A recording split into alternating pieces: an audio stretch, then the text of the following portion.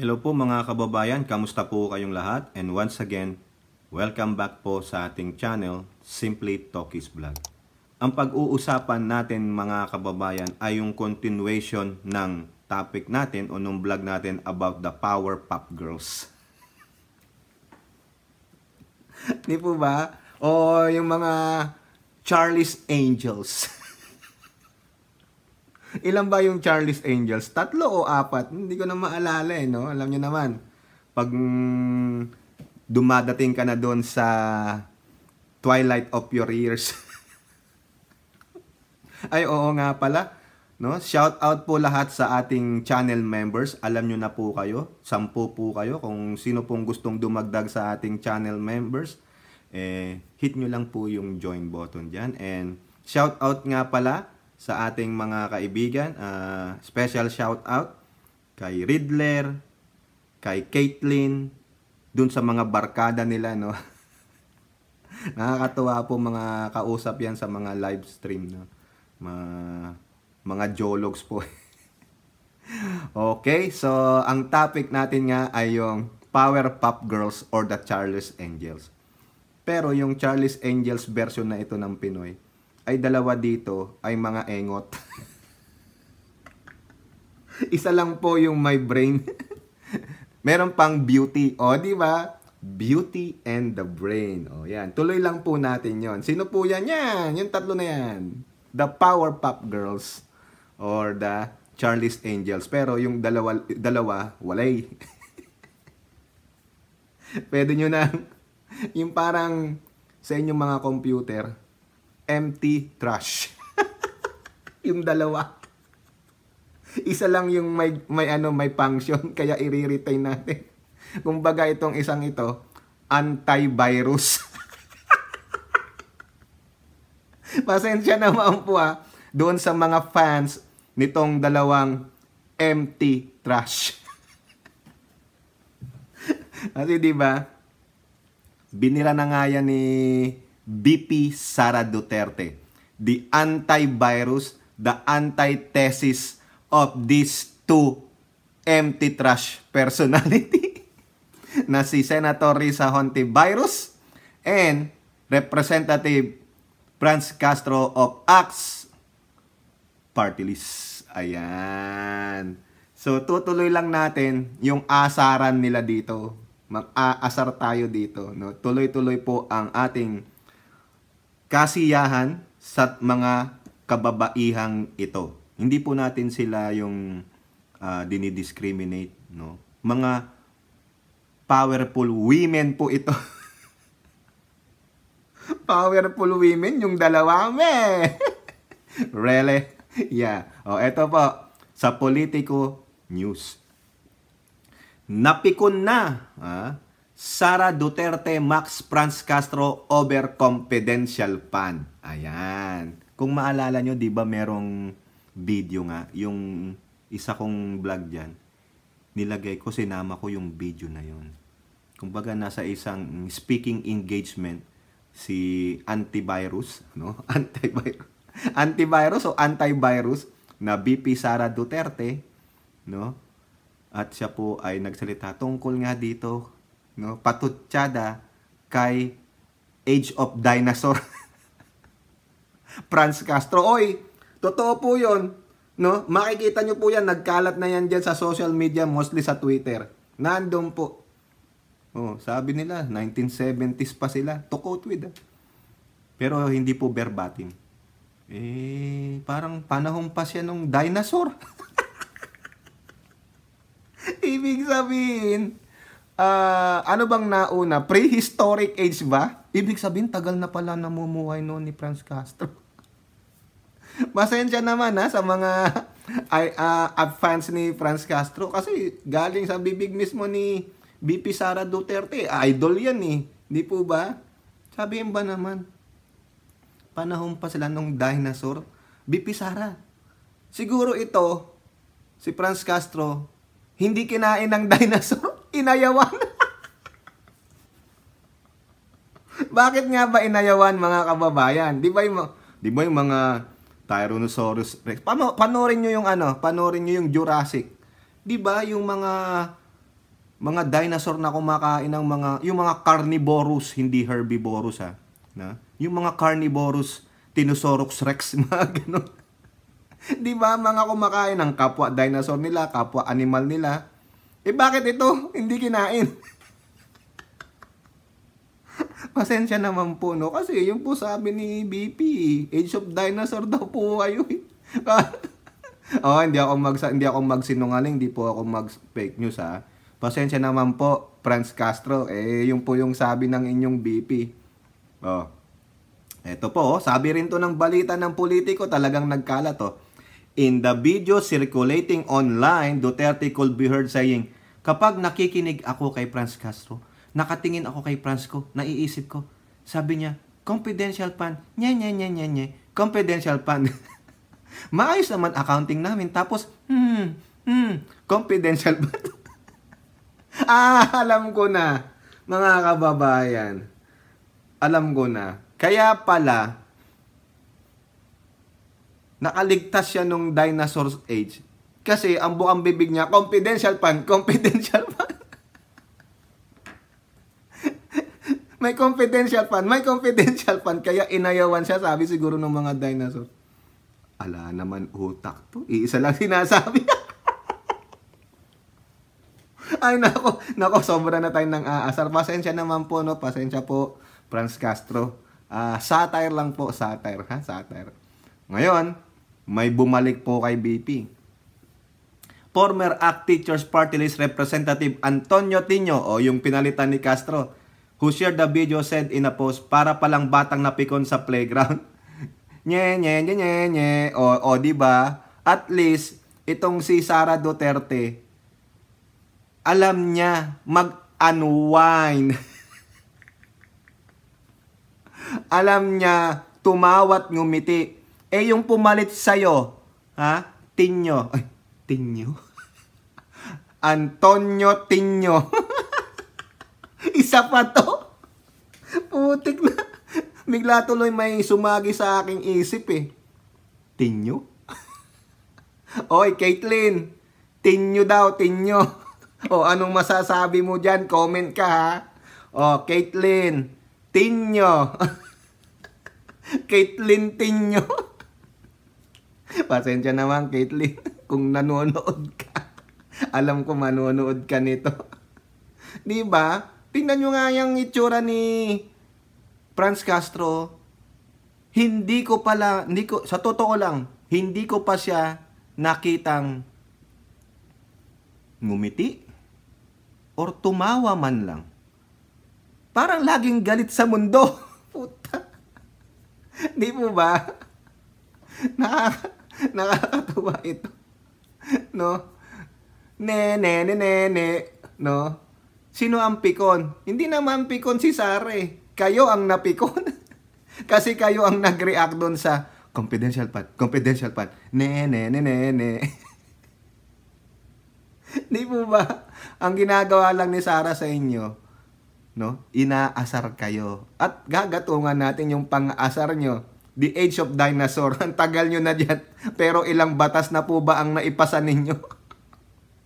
Siguro may isa o dalawa, pero Age of Dinosaur pa kayo. Sa tagal nyo nang nag-e-exist dyan sa Kongreso, ilang batas na bang naipasa ninyo? Kaya, ne. Ang alam nyo lang kasi, confidential fund. Nino, confidential fund. Maka hanggang sa pagtulog eh, ang nakikita nyo si BP Sara Duterte, confidential fund. Putik na to. O eto po, may karugtong yan, Sa ulat ng Manila Bulletin, pinaliwanag na, eto na, lumabas na po ang totoong dahilan. Bakit ganyan si BP Sara Duterte sa dalawa niyang kasamang Charlesless Angels? No? Yung mga member ng Empty Trash. Eto, BP Duterte explain why she single out Castro and Hontiveros. Ano sabi niya? I have no respect for them. Ay, oh. Lantara, walang ano to. Real talk. Sabing ganon. I have no respect for them. O ibig sabihin, kung wala kang respeto sa taong yun, kasi hindi ka respeto at hindi marunong rumispeto. Ayun po yung aking interpretation dyan, yung aking opinion. Kung hindi mo kayang irespeto yun, kasi una, hindi ka respeto. Pangalawa, hindi marunong rumispeto. Ayun po yung sa akin. O ito ang sabi ni BP. I have no respect for them. This was what Vice President and DepEd Secretary said why she singled out ACT Teachers Party List Franz Castro and Opposition Senator Risa Hontiveros. Di po ba? Oh. Because I do not respect Miss Castro and Miss Hontiveros. I have no respect for them. Ayun po ang sinabi niya sa interview at the Clean Energy Park in Punta Dumalag, Davao City, where she oversaw the release of 152 Hawksbill turtle hatchlings. A statement from the Vice President on Monday, September 11, thank President Ferdinand Bongbong Marcos, yung kanyang papasalamat sa pagtulong, no? She then attacked both Hontiveros, but did not mention two former Senator, President, and legal luminaries Franklin Drilon and Senator Coco Pimentel. O ayan po.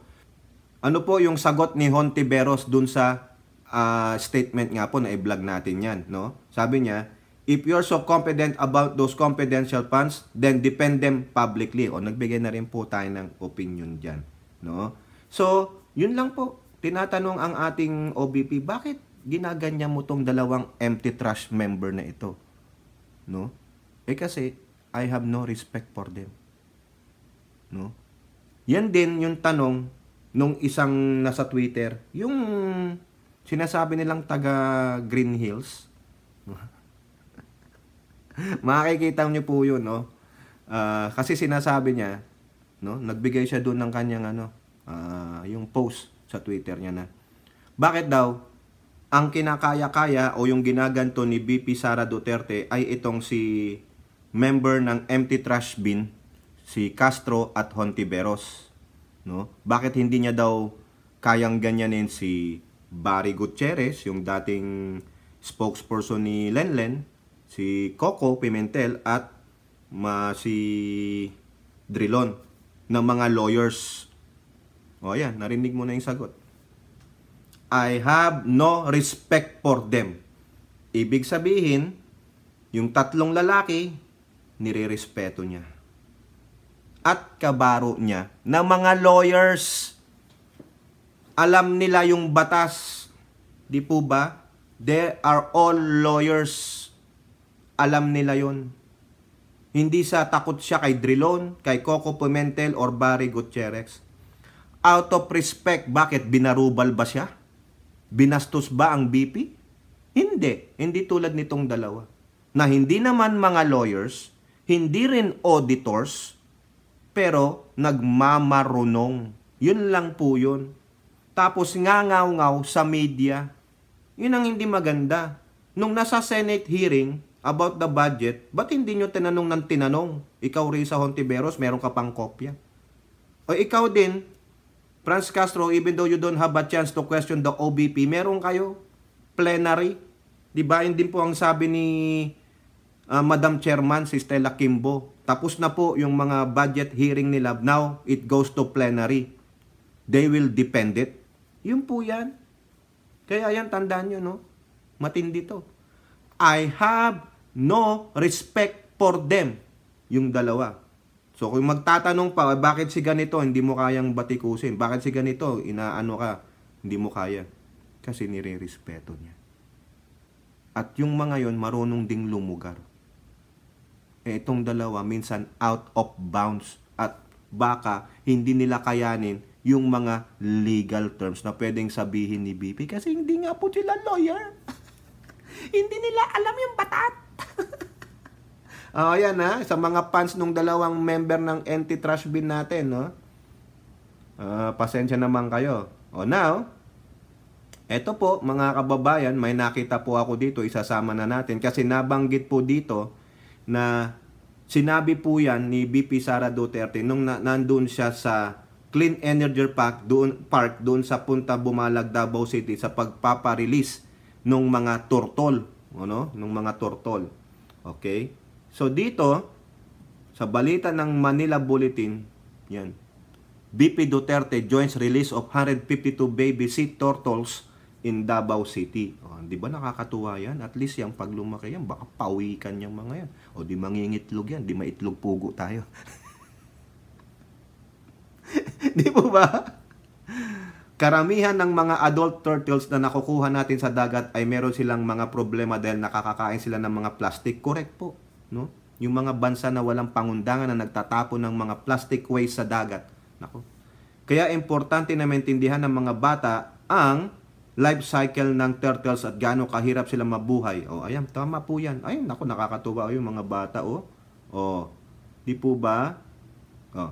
The sea turtles, locally called pawikan, were secured by the Aboitiz Clean Energy Park in the area to ensure that safety of the eggs. So, correct. Tama yan, tama yan.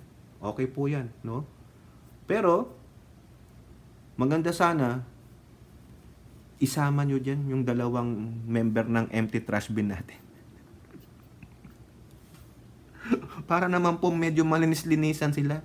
Yung malagyan sila ng tubig alat, baka maklensing po sila eh. Di po ba? O di kaya doon sila lumangoy sa Red Sea. Hindi ka malulunod doon, lulutang. Siguro ang daming mga member ng PENG na galing ng Red Sea, no? Lumutang, mga lutang. O, ang hirap naman silang isama diyan sa dagat, yung dalawa. Eh baka magkalat ng kabubuhan at katangahan, di po ba? O, kayo po, ano pong inyong masasabi diyan, no, sa sinabi ng ating BP na I have no respect for them, no, pertaining to Hontiveros and Castro. O, kaya yung magsasabi pa na ba, hindi niya mabanatan si Pimentel, hindi niya mabanatan si Drilon, hindi niya mabanatan si Barry Gutierrez dahil nagsasalita rin niya. Meaning, nire-respeto niya because they are all lawyers, including her, na may alam sa batas. Oh, di po ba? Eh yung dalawa, wala eh. Hindi marunong pumili ng laban yung dalawa eh. Another na naman yun, no? Sasabihin lang ni Hontiveros, trabaho lang. Trabaho nga, di mo naman nagampanan ng maayos. Wala rin. Palpak ka pa rin, di po ba? O, kayo po, comment down below and don't forget to like and share. Hope to see you on the next videos. Bye-bye. God bless.